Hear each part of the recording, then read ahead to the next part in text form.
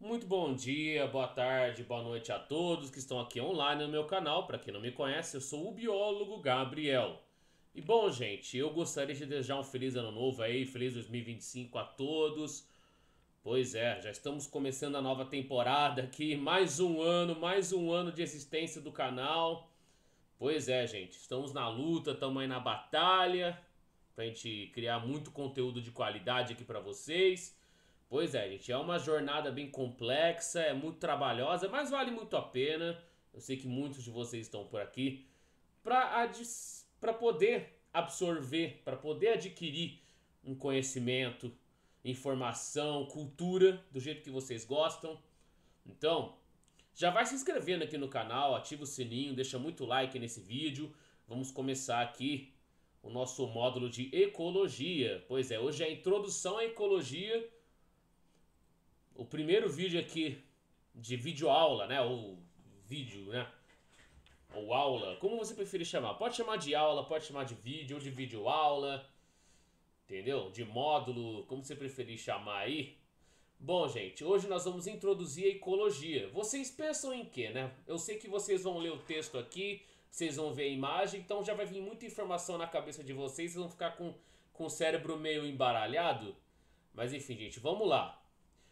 Obviamente, vamos separar a palavra eco de logia. Eco vem de meio ambiente, vem de floresta, né? Vem de localização, né? Vamos entender a etiologia da palavra, entendeu? A etiologia da palavra vai nos trazer o verdadeiro significado dela. A gente separa em sílabas, né? No caso, a gente não é necessariamente sílaba, mas a gente vai dividir a palavra em duas partes. Eco, que vem de meio ambiente, e logia, que vem de estudo, né? Biologia, que é o estudo da vida em geral, né? De toda a vida que a gente pode se encontrar no planeta, né? Existe astrobiologia, exobiologia, que já é estudar a vida fora do planeta Terra.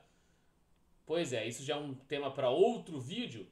Olha lá, é o que exatamente está dizendo. A gente estudar o meio ambiente que a gente está inserido, que as plantas, os animais, os micro-organismos estão inseridos e estão interagindo com ele. A gente estudar essa interação, esse comportamento que a gente tem dentro do ambiente que a gente está vivendo, que a gente está vivenciando, de uma maneira mais complexa, de uma maneira mais abundante. Isso que é o verdadeiro significado da ecologia. A gente estudar as interações entre seres vivos e também o ambiente que eles estão ali inseridos, que eles estão convivendo, que eles estão tendo as suas respectivas vivências, seus respectivos ciclos de vida. E também existem muitos conceitos que são assim, sabe, essenciais, que a gente deve levar em consideração. Existe aquele nível de organização, acho que muitos de vocês já viram no ensino médio, sei lá, até no ensino fundamental, né, nos estudos de ciências, né, de biologia, que existe lá o átomo, a molécula, entendeu? Um conjunto de átomos vai formar uma molécula, um conjunto de moléculas vai formar as organelas das células, né? As organelas formam as células juntas vão formar um tecido, vários tecidos vão formar um órgão, vários órgãos vão formar um sistema e vários sistemas vão formar um organismo, certo? Isso, daí já é um estudo mais de biologia celular, histologia, né? Biologia molecular, lá para trás, entendeu? Genética vai estudar os níveis de organização mais lá para trás. A bioquímica também. Mas a ecologia ela vai se importar do organismo para frente. Vários organismos vão formar uma população. Ou seja, o que significa uma população? São vários indivíduos da mesma espécie, tá ok? A gente já vai chegar aí. Bom, olha lá o que está dizendo no organismo, que é o conjunto de sistemas, tá ok? Isso que faltou. Vários órgãos vão formar um sistema. Tá? Desculpa aí a minha distração, gente. Estou um pouco distraído, mas ó. Órgãos formam sistemas. Sistemas juntos vão formar o organismo, tá? Ó, conjunto de sistemas, órgãos e tecidos que estão funcionando em sintonia e trabalhando em muita harmonia para poder manter o indivíduo vivo. Fazer com que ele continue existindo. E aí vários organismos da mesma espécie vão formar a população, né? Um conjunto de organismos que vivem no ambiente, incluindo população de seres humanos, de plantas e também de animais, de micro-organismos. Bom, e aí a comunidade, né? que são várias populações juntas. Então são várias espécies incluídas. Aí a gente vai ter a comunidade, que é o conjunto de populações, de organismos, de várias espécies diferentes dentro de um determinado ambiente. E aí o que acontece? E aquele local, sabe? Aquela mata, aquela lagoa, aquele rio, aquele local onde essas comunidades estão ali interagindo, estão vivendo. A gente tem o conjunto dessas diversas comunidades, que é o ecossistema. Uma localidade onde ocorre a interação entre seres vivos e não vivos, sejam bióticos ou abióticos. Abióticos são não vivos, né? A gente tem temperatura, água, pH, enfim. Os gases que estão presentes, né? O clima, já são fatores abióticos, né? Os fenômenos naturais. E bióticos são todos os seres vivos. Bom, um ecossistema é uma região do espaço geográfico que vai levar em consideração as interações que vão envolver os seres vivos e também os seus aspectos das suas localidades. O clima é a disponibilidade de recursos para eles poderem usufruir as suas necessidades. Os recursos e o clima entram nos fatores abióticos do ecossistema. E se a gente pegar vários ecossistemas e formar um conjunto deles? Bom, o que a gente vai ter? O bioma. Por exemplo, uma floresta tropical, uma floresta equatorial, uma floresta temperada, uma floresta boreal, uma floresta de taiga, uma floresta de tundra, tá ok? Uma floresta gelada, até a floresta de tundra. Bom, aí já é um bioma, tá ok? São regiões que vão apresentar ecossistemas semelhantes, que apresentam o mesmo clima, mesmo tipo de vegetação, e por aí vai, né? De acordo com seus aspectos, tanto bióticos quanto abióticos, precisam ser muito semelhantes para juntos formarem o bioma. E se a gente pegar vários biomas e colocar em conjunto? A gente vai formar a camada da Terra, a camada que existe vida, a biosfera, que é um conjunto maior que vai envolver todos os biomas do planeta. Aqui no Brasil, temos quais? A Amazônia, Cerrado, Caatinga, Mata Atlântica, Pantanal e Pampa. Pois é, esses são os biomas brasileiros. Existem outros lá fora. Bom, agora a biosfera, gente, todos eles juntos, que é o conjunto maior que vai envolver todos os biomas do planeta, incluindo a camada viva da Terra, constituindo ela. A gente tem várias camadas na Terra, né? Litosfera, hidrosfera, biosfera, entendeu? Isso as camadas externas. Aí vai ter troposfera, estratosfera, ionosfera, exosfera, entendeu?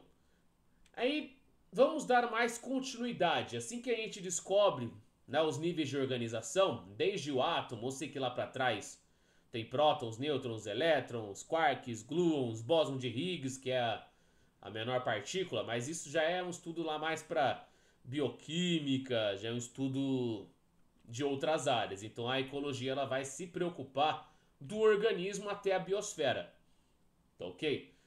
E como que a gente deve chamar necessariamente onde as plantas e os animais vão viver, vão interagir, vão ter suas interações? Os locais que eles habitam. Óbvio, como o nome já está dizendo, o habitat, que é a região do ambiente a qual os seres vivos habitam, onde eles estão inseridos para poder buscar os recursos que irão atender suas necessidades, exemplificando o habitat dos peixes de água doce, né, que são os rios, os lagos, as lagoas, as represas, e também o habitat dos animais marinhos, que são os oceanos, os mares. O habitat dos animais terrestres são as florestas e a savana. São os biomas, como a gente exemplificou para determinar o conjunto de biomas que é a biosfera. Bom, qual que é a diferença do habitat para o nicho ecológico? Algumas pessoas confundem, tá ok? Habitat é onde eles estão inseridos, onde eles estão vivendo, onde eles estão interagindo. É o local que eles estão, que eles vivem. O nicho ecológico é o comportamento que eles vão apresentar dentro do habitat. É o comportamento apresentado pelos indivíduos dentro do seu habitat. A alimentação, reprodução, competição por recursos, reações e estímulos vindos do ambiente. Como eles vão reagir de acordo com esses estímulos que o ambiente provoca no corpo dele. Como eles vão interagir com esses fatores abióticos do bioma. Todo o comportamento que ele vai apresentar naquele local é o nicho ecológico, não apenas a sua alimentação, também a reprodução e outros fatores. Bom, e aí que a gente vai entrar em outro conceito aqui, que é a gente diferenciar riqueza de abundância. São sinônimos ali, são palavras muito similares, mas elas não têm o mesmo exato significado. Ou seja, biodiversidade, bio vem de vida e diversidade, que é a riqueza de espécies que vão ser encontradas em um determinado bioma, tá ok? É a quantidade de espécies que habitam aquele bioma que estão inseridas para poder cumprir os seus nichos ecológicos. E a abundância se trata do número exato de indivíduos de diferentes espécies que existem ali naquela região.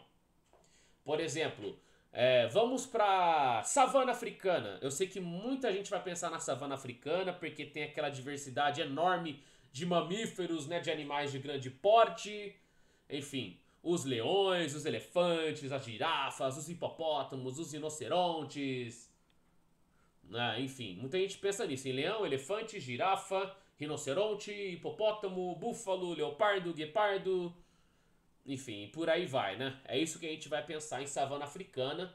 Muita gente sonha, né, assim como eu, fazer tours, né, pelos safaris, pelos parques de vida selvagem, que já seria um zoológico a céu aberto, né? Então é isso que é muito importante, né, a gente ter zoológico para poder demonstrar animais exóticos, né, animais de outros continentes, de outros países, e também na conservação, né, no caso da espécie que ela precisa ser conservada para evitar a extinção. Enfim, os zoológicos têm as suas importâncias. Mas falando mais dos safaris de vida selvagem, que é a vida selvagem nativa, que é o que importa aqui. Tá ok? Então vamos pegar aqui o exemplo da savana africana. Bom, uma população de leões, a gente vai considerar como uma riqueza de espécies? Existem, sei lá, 2.000 leões em Serra Leoa.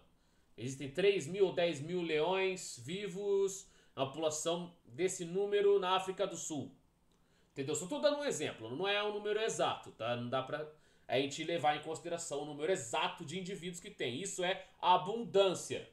Agora, na savana africana, como eu falei, temos leões, leopardos, guepardos, elefantes, hipopótamos, rinocerontes, girafas, crocodilos do Nilo, temos chacais, coiotes, entendeu? Chimpanzé, gorila, entendeu? Eu falei mais de 10 espécies que a gente tem. É a riqueza de espécies, é a famosa biodiversidade que a gente sempre vem falando em vários vídeos, em várias áreas diferentes. Pois é, entenderam bem a diferença de riqueza de espécies e abundância de indivíduos? Enfim, o que seria a biodiversidade? Gente, a gente exemplificando o caso do continente europeu. Lá na Europa, existem muitas florestas de eucaliptos, de pinheiros, e muita gente vai pensar assim, nossa, que floresta linda, que floresta cheia de árvores, olha só como a biodiversidade é fascinante. Só que na verdade não tem uma biodiversidade muito abundante mesmo, uma biodiversidade existente, aquela biodiversidade bem sucedida, aquela sucessão ecológica que atingiu o clímax. Não é bem isso, tá? Porque o que acontece? Lá na Europa é um relevo mais montanhoso, é um relevo mais acidentado, é um clima mais seco, mais frio, é um clima temperado, é totalmente diferente daqui das Américas, que a gente já apresenta um clima tropical, né? Aquela famosa música que fala que o Brasil é um país tropical, enfim, vocês vão entender por causa dos fatores climáticos. Aqui o clima é mais quente, é mais úmido, entendeu? O frio não é tão existente, não é aquele frio congelante, que é no caso da Europa. Eu sei porque eu já fui pra lá, vocês sabem disso, né? Vocês que me acompanham desde as raízes. Mas enfim, brincadeiras à parte. Lá na Europa é um clima totalmente distinto ao nosso. Então lá, predominantemente, os eucaliptos e os pinheiros vão se adaptar melhor. Eles que vão entender mais, eles que vão se adaptar à seleção natural de Darwin nesse caso. Então eles vão se adaptar muito bem ao clima, aos fatores abióticos de lá. Entendeu? Então essas florestas de eucaliptos e pinheiros, essas árvores que se adaptam bem às altitudes e ao frio, as quais não podem ser consideradas ecossistemas de ampla biodiversidade porque não existe uma riqueza de espécies muito extensa. Então essas árvores elas sobrevivem pelo fato de se adaptarem ao clima europeu.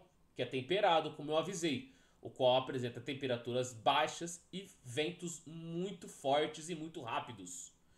Agora, vamos considerar aqui a Mata Atlântica e a Amazônia, que são as florestas tropicais úmidas de maior biodiversidade do mundo. Tá? O Brasil ele se inclui nos países ali, o top 5 com maior biodiversidade do mundo. Eu sei que o Brasil está entre os três. Já ouvi fontes confiáveis afirmando que o Brasil é o país com a maior biodiversidade do mundo. Só que a gente não tem ainda como confirmar. Tá? Pode ser? Pode ser. É muito provável que seja. Bom, aí sim a gente vai ver a verdadeira biodiversidade. Porque tem várias espécies ali em diversas interações, sejam elas harmônicas ou desarmônicas.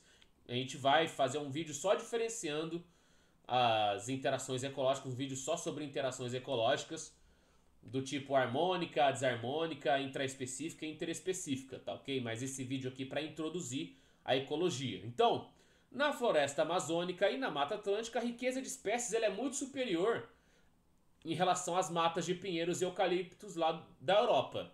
Porque os fatores climáticos e também as características da vegetação vão tornar ainda mais fácil a adaptação de inúmeras espécies no mesmo bioma. Então, nessas florestas tropicais úmidas, no caso uma floresta equatorial, de clima equatorial lá na Amazônia, existem inúmeros indivíduos de várias espécies e constantes interações. Por exemplo, o que a gente viu tanto nos vídeos? Um tipo aí de interação desarmônica, também interespecífica, onça pintada predando sucuri, onça pintada predando jacaré.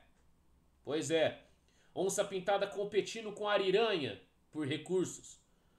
Isso sim é um tipo de interação com vários indivíduos de várias espécies, aí sim uma verdadeira biodiversidade, que não é aquilo que a gente está vendo lá na Europa, enfim, que já não tem aquela riqueza de espécies.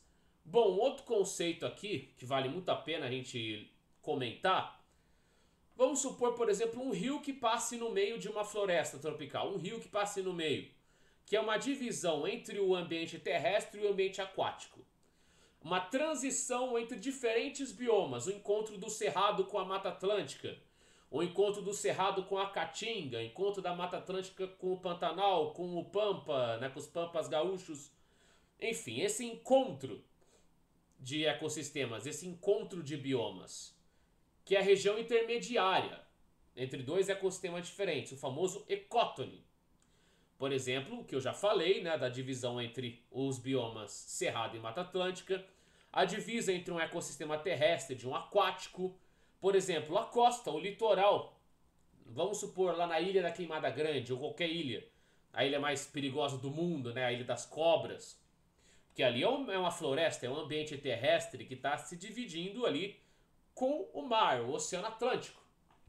Então o oceano ele é um bioma, assim como a ilha também é um ecossistema. Então a divisão entre a ilha e o mar é um ecótone, a região intermediária entre eles. É um espaço que fica ali entre uma floresta e um rio, uma floresta e um lago, floresta e represa, floresta e o mar. Então é a região que vai ocorrer interações entre dois ecossistemas totalmente distintos.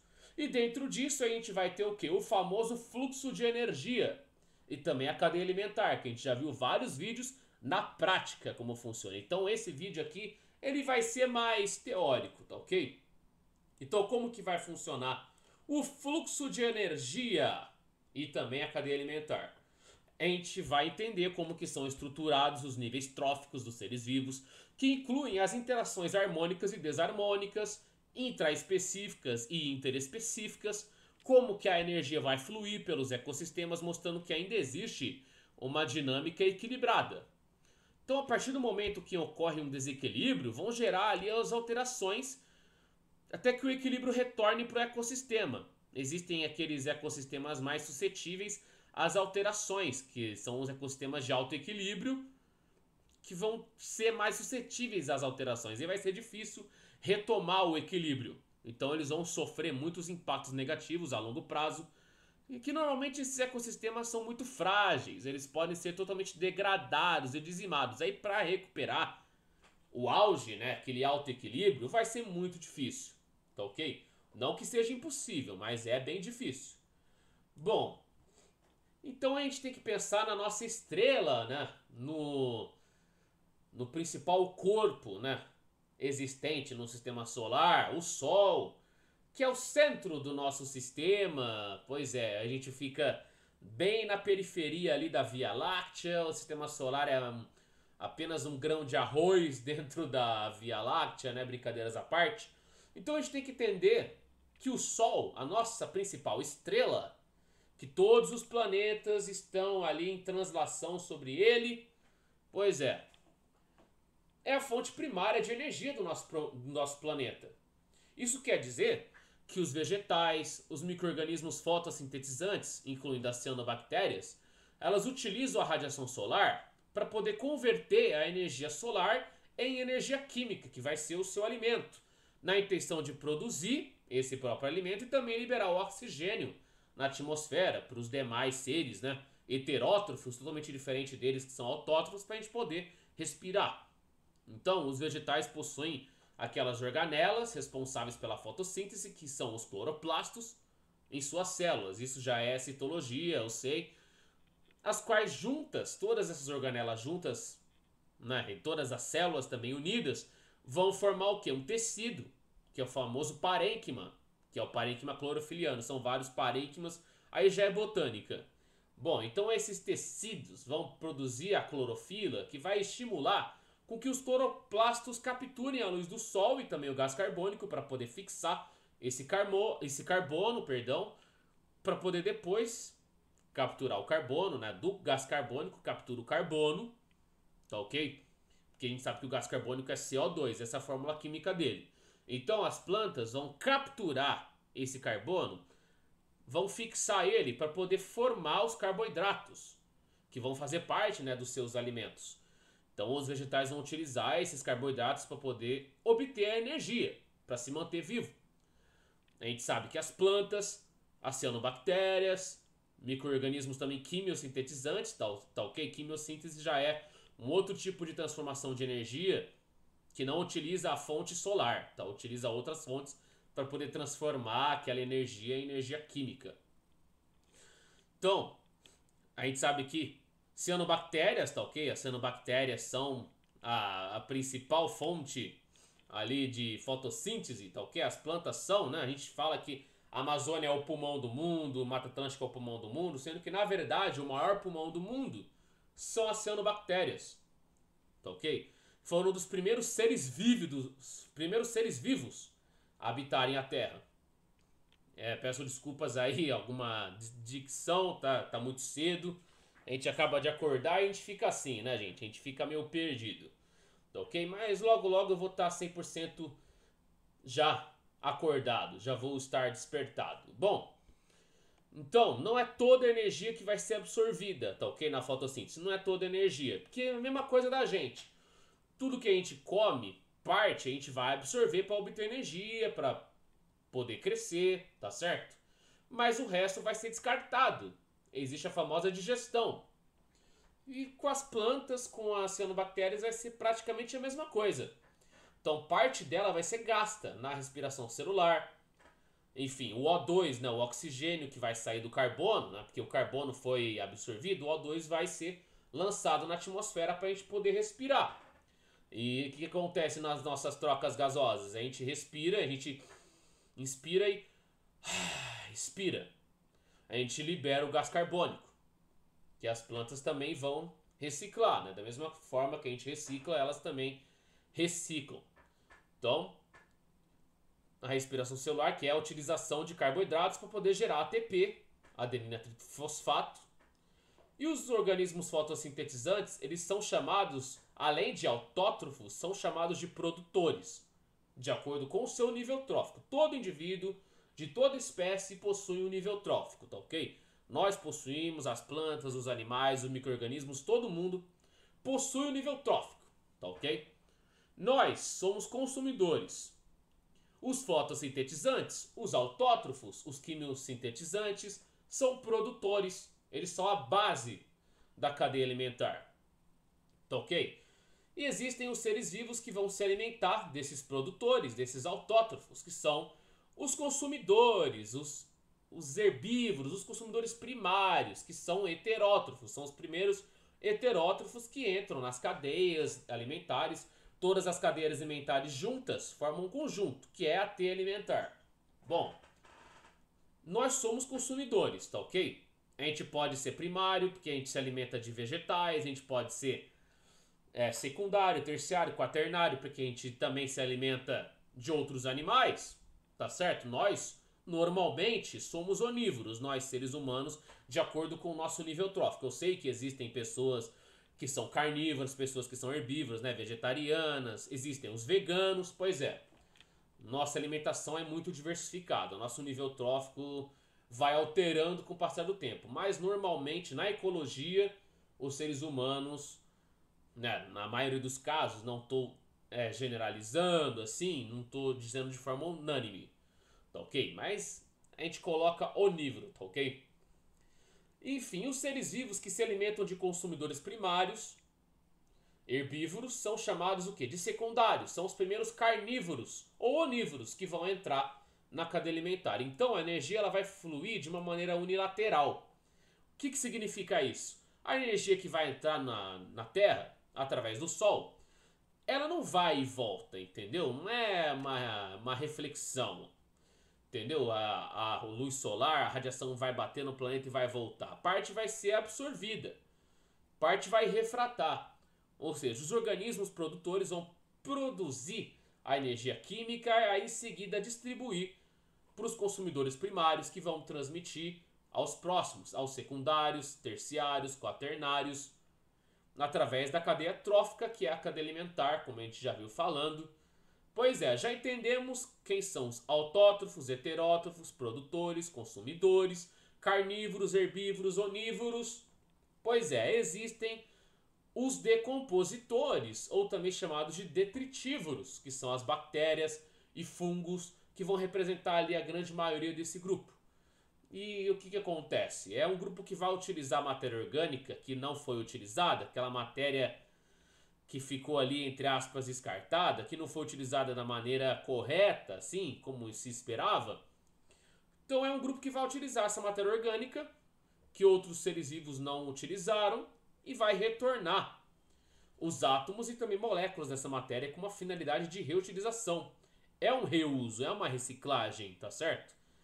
Óbvio, quando plantas e animais perecem, viram fonte de energia, é um prato cheio ali para os decompositores, que são de extrema importância na cadeia alimentar, são muito importantes para manutenção da biodiversidade. Então, já que a energia ela flui de uma maneira unilateral, ela vem do Sol e é transformada em energia química pelos produtores, que vai ser passada para os consumidores, e também a energia que não foi totalmente utilizada vai servir ali de alimento, de prato cheio para os decompositores. Ou seja, aí depois vai virar aquele famoso adubo, né? E depois vai ser reaproveitada. Todos os recursos aí que não foram utilizados, e os decompositores vão ter um papel muito importante. Bom, a gente está vendo aqui uma imagem, ó, né, de uma foca, né, que se alimenta desses peixes, tá ok?